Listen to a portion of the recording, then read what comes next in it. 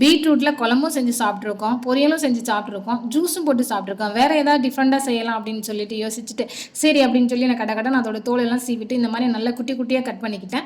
Cut பண்ண நமக்கு பீட்ரூட்டை வந்து மிக்சியில் போட்டு கொஞ்சமாக தண்ணி சேர்த்து நல்லா பேஸ்ட்டுக்கு அடிச்சுட்டு அதுக்கப்புறம் அதை வந்து நல்லா வடித்து எடுத்துட்டு 150 கிராம் பீட்ரூட்டுக்கு 50 கிராம் கார்ன்ஃப்ளவர் மாவு 100 கிராம் அளவு சர்க்கரை சேர்த்து நல்லா கட்டி எதுவும் இல்லாமல் நல்லா கலக்கிட்டு அப்படியே தூக்கி அடுப்பில் வந்து சிம்மில் வச்சுட்டு நம்ம வந்து நல்லா கலக்கிக்கிட்டே இருக்கணும். இந்த பதனி பார்த்தீங்கன்னா கட்டியாக வரும். இன்னும் அதை வந்து நல்லா கட்டியாக வர அளவுக்கு நல்லா கைவிடாமல் கிண்டிக்கிட்டே இருக்கணும். நல்லா கட்டியாக வந்ததுக்கப்புறம் கொஞ்சம் நெய், அதோட கொஞ்சம் முந்திரி இல்லை திராட்சை எது வேணாலும் சேர்த்துக்கலாம்.